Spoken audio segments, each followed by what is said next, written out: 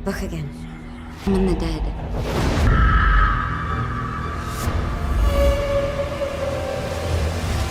They do not come alone.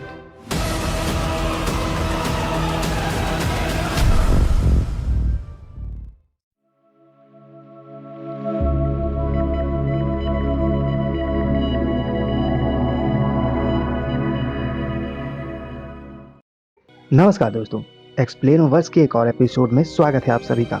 दोस्तों, आज के इस वीडियो में हम आपके लिए जो स्टोरी लेकर आए हैं वो एडवेंचर, क्राइम, माइस्ट्री इन्हीं सबसे सजी हुई है। तो आगे बढ़ने से पहले आपको बता दें कि ये स्टोरी एक मूवी पर आधारित है, जिस मूवी का नाम द नाइन्थ है, जो कि वर्ष 2019 के दौरान रिलीज हुई थी। तो आइए दोस्तों, इस स्टोरी की शुरुआत करते हैं।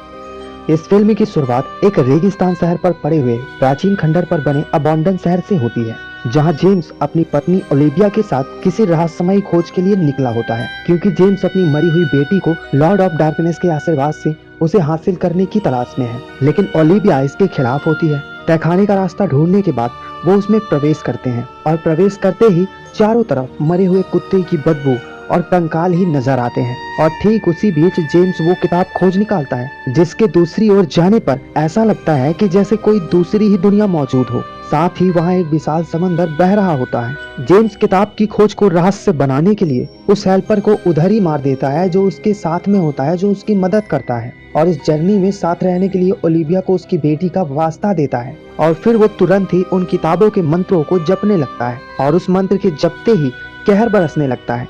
फिर एक मलबा ऊपर से नीचे जेम्स के ऊपर गिरता है और वो बहुत ही बुरी तरह से फंस जाता है, जहाँ से निकलना मानो काफी मुश्किल होता है। जेम्स के फंसने के बाद ओलिविया उस किताब को लेकर वहाँ से भाग निकलती है और अब पूरा शहर देखते ही देखते पल भर में धूल में बदल जाता है।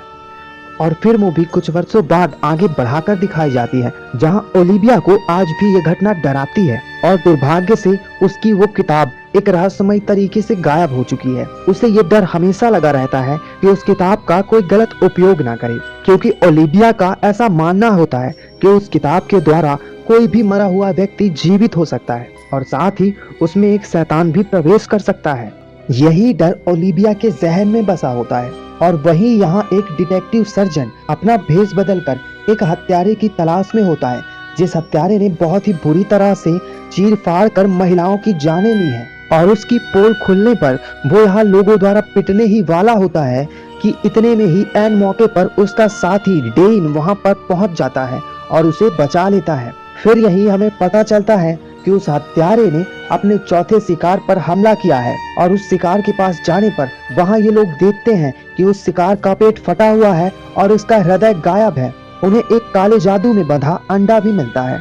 यहाँ पर यह भी नोटिस किया जाता है कि हत्यारा सिर्फ महिलाओं को ही अपना शिकार बना रहा है। उस अंडे को गोल्डस्टोन यानी कि एक तांत्रिक के पास ले जाया जाता है और वो समझाता है कि वो पेंटाग्राम है, जो कि भूतों की रक्षा करता है। और शहर की यानी वो डिटेक्टिव सर्जन इस तरह का एक निशान एक पोस्टर पर भी नोटिस करता है, जो पोस्टर एक शो का होता है जो ओलिविया द्वारा करवाया जाता है। फिर ये दोनों बिना समय को बर्बाद किए बगैर सीधा जाकर उस शो में शामिल होते हैं। ओलिविया में बचपन से ही आत्माओं से बात करने की एक अदृश्य शक्ति होती है। अपनी इस खूबी के साथ वो दुनिया भर में अपना शो करती है और पैसे कमाती है। वो लोगों को उनके गुजरे हुए अपनों को एक आखिरी बार दिखाने का काम करती है, पर सैरकी ऐसे अंधविश्वास पर कोई भरोसा नहीं करता। यही इसी शो के दौरान सैरकी का एक साथी इस शो का मजाक उड़ाने लगता है और ओलिविया अपनी शक्ति और समझ की मदद से उनको उनके प्यार और गैनोल को उसकी माँ और सैरकी को उसकी पत्नी की एक झलक दिखाती है और सभी की इससे बोलती बंद हो जाती है।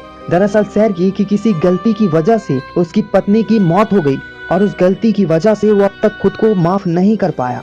इतना सब देखने के बाद भी सैरकी ओलिविया के इस होल्डिंग मैजिक पर कोई भरोसा नहीं करता। और यहीं फिर रात के वक्त हमें एक महिला पैसे लेते हुए दिखाई देती है, जिसका नाम व्यवसा होता है और उसे कहा जाता है कि ये बात तुम किसी को मत बताना। आखिर ऐसा कौन सा राज है जो किसी को नहीं बताना है? इसके बारे में हमें आगे जानने को मिलेगा। पर उस बेचारी के बाहर कदम रखते ही वो हत्यारा उसे अपना शिकार बना लेता है और अब यहाँ ये साबित होता है कि ओलिविया की वो किताब उस हत्यारे के पास मौजूद है, जो किताब की मदद से इन सभी लोगों की बलि चढ़ा रहा है। पर भाग्य से अगले दिन एक गवाह मिलता है जो कहता है कि उसने उस हत्यारे को एक लाश कस्टम कैरेज में ले जाते हुए देखा है।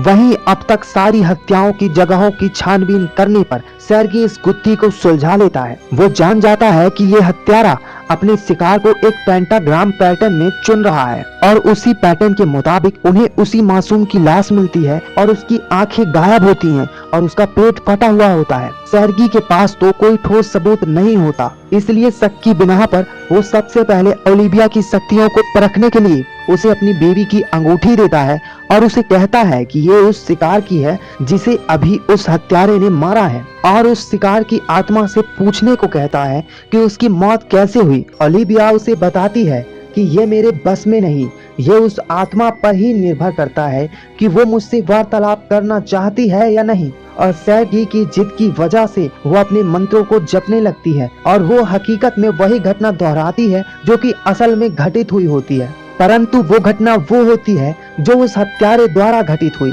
यानी सर्गी ने जो अपनी बीवी की अंगूठी उसे दी थी, तो उसने वो घटना नहीं बताई कि उसकी बीवी की मौत कैसे हुई। और सर्गी उसे रंगे हाथों पकड़ लेता है और कहता है कि तुम अब तक जनता को पागल बना रही थी, और ओलिविया को उन सभी की लाशें दिखाकर उसे ही कसूरवार ठहराता है और जनता को लूटने की बिना पर उसे सलाखों के पीछे डाल देता है। और यहाँ वो कैद होती है और उसके साथ वो हत्यारा अपना अगला शिकार चुनता है। और ओलिविया के काफी फोकस करने पर वो उस शिकार का दृश्य देखने में सफल हो जाती है। उसकी जान कहाँ ली जा रही है और कैसे ली जाएगी, वो ये सब देखते ही तुरंत ही सर्गी को खबर करती है। और सर्गी उसकी मंथरन बातों से थक चुका होता है, इसलिए बिना उसकी बातों पर अमल किए ही उसे वहाँ से भगा देता है। और ओलिविया हार नहीं मानती और उसने जिस जगह का दृश्य देखा होता है वहाँ पर जाकर उसके शरीर को ढूंढ लेती है। और सर्गी अभी भी उस पर विश्वास करने की बजाय उस पर शक करता है कि उसे कैसे पता चला कि ये लाश यहाँ पर मौजूद है। और तभी ओलिविया को एक नए शिकार का दृश्य नजर आता है। वो इस बार उसके हाथ में एक डेड मैन का टैटू भी देख लेती है, जिसका एक चित्र बनाने के बाद गैनन उस टैटू को पहचान लेता है और वो सोचने लगता है कि मैंने ये निशान कहाँ देखा और किसके हाथ में देखा। और उसके पहचानते ही बिना समय गवाए उसे पकड़ लिया जाता है और वो गुनहगार ये साबित करता है कि वो उन हत्याओं के पीछे नहीं है, लेकिन वो ये बात कहता है कि उसने हत्यारे को देखा जरूर है, किसी की लाश को ले जाते हुए। जिस निडरता से उस हत्यारे ने उसकी जान ली, उसे सबक सिखाने के लिए उसने उसकी हैंड वॉच मार ली थी, जिसकी जांच करने के बाद ये पता चलता है उस हैंड वॉच का संबंध गॉस्को से है। उसके घर पर हमला करने पर उनको खून से सना हुआ कपड़ा और चाकू बरामद होता है और अब शक की बिना पर उसे धर लिया जाता है। और कड़ी पूछताछ करने के बाद अपना गुनाह कबूल नहीं करता। वो यह बताता है कि वो खून से सने हुए कपड़ों में जानवरों के खून के दाग हैं, क्योंकि मैं काफी समय से एक नया जादू सीखने की कोशिश कर रहा हूँ। वो उसी दौरान के हैं। और वो जो पैसे वो उस महिला को दे रहा था, जिसे बता रहा था कि ये बात किसी को बताना मत, वो वेबसाइट गॉस्को से पैसे लेती थी, क्योंकि वो गॉस्को को उसके जादू के लिए जानवर सप्लाई करती थी और खून से सने हुए कपड़ों को धोती थी। और यहीं फिर सर्गी सारी गुत्थी को समझ लेता है और उन्हें ये पता चलता है कि जिस दिन उन्हें पीटर्सबर्ग में पहली लाश मिली थी, उस दिन गॉस्को और ओलिविया मॉस्को में थे। यानी यहाँ ये साफ हो जाता है कि वो दोनों जब यहाँ मौजूद ही नहीं थे तो इस हत्या में उनका हाथ नहीं हो सकता। जिसके बाद अब ये दोनों सर्गी के चंगुल से बच जाते हैं और अब ओलिविया सर्गी के नजरों में अच्छी बन जाती है और उसे रिचुअल के बारे में सारा कुछ बता देती है कि यह हत्यारा अपने जिस मकसद को पूरा करना चाहता है उसके लिए उसे 9 लोगों का बलिदान देना होगा, जिसमें शुरुआती 5 लोग पेंटाग्राम की नोक के लिए, वहीं बाकी बचे 4 लोग में से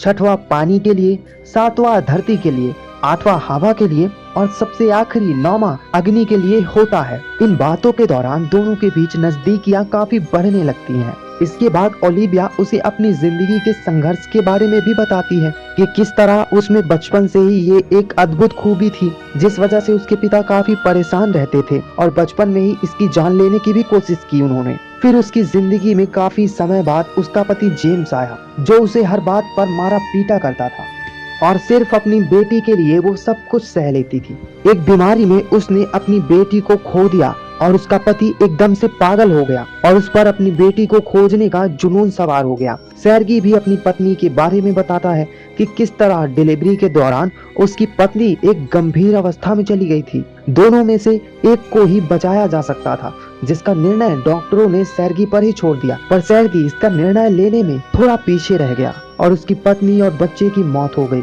इनकी मौत की वजह वो आज भी खुद को मानता है और खुद को कभी भी माफ नहीं कर सकता है। और फिर तभी ओलिविया को एक और दृश्य नजर आता है जिसमें वो हत्यारा 7वें शिकार का बलिदान धरती को देने के लिए उस शिकार को धरती में दफना देता है। फिर ओलिविया और सैरगी उस तीसरे शमशान घाट को खोज निकालते हैं, पर समय रहते उसे नहीं बचा पाते। ऊपर से एक और बुरी खबर, वो हत्यारा ओलिविया को अगवा कर लेता है। सैरगी लाखों कोशिश करता है ओलिविया को बचाने के लिए, परंतु वो हत्यारा सैरगी को चकमा देकर भाग निकलता है। वहीं गैनन उस कस्टम कैरेज का एक चित्र बना लेता है और उस चित्र के सहारे उसके मालिक को खोज निकालता है। वो पूछताछ करने के लिए उस हवेली में कदम रखने ही वाला होता है कि हत्यारे का नौकर उसकी जान के पीछे पड़ जाता है और वही ओलिविया की आंख खुलने पर वो खुद को एक खंडर में कैद पाती है और उसकी नजर उस कुर्सी पर जाती है जहां से उस हत्यारे ने सभी की जानें ली हैं। फिर उसे उन सारे शिकार का दर्द सुनाई देने लगता है और खुद को छुड़ाकर वो वहां से भागती है और भागने पर वो उस हत्यारे के हाथों पकड़ी जाती है। यहाँ गैनन किसी तरह उस हत्यारे के नौकर से पीछा छुड़ाकर ओलिविया तक पहुंच जाता है और अंत में वो भी उस हत्यारे के हत्थे चढ़ जाता है। सैरगी अब अपनी पूरी सेना के साथ खोज करते करते उस हवेली को ढूंढ ही लेता है जहां उसे अगला शिकार नजर आता है, यानी उस हत्यारे ने उसके साथी को हवा की भेंट चढ़ा दिया। हवेली की छानबीन करने पर टब में एक बच्ची की लाश मिलती है और इसके बाद सैरगी इस गुत्थी को सुलझा लेता है। वो ये भी पता कर लेता है कि हत्यारा अग्नि को अपना अगला बलिदान देगा, इसलिए तुरंत वो फायरवर्क फेस्टिवल की तरफ भाग पड़ता है जिसके बीचों बीच ओलिविया होती है। अब यही इस कहानी की सारी सच्चाई से पर्दा उठता है। ओलिविया का पति आज भी जिंदा है, वो जेम्स ही है जो कि सारी हत्याओं को अंजाम दे रहा था।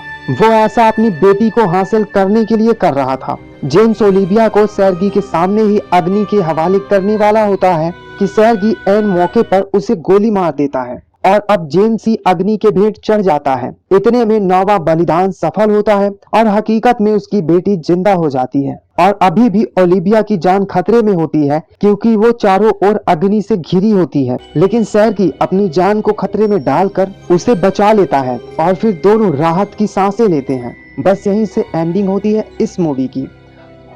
और दोस्तों, जैसा कि हमने यहाँ देखा कि जेम्स के अग्नि के भेंट चढ़ते ही उसकी बेटी जिंदा हो जाती है, लेकिन बड़ा सवाल ये है कि इसकी बेटी के साथ कहीं डीमैन भी तो इस धरती पर जिंदा नहीं हो गए।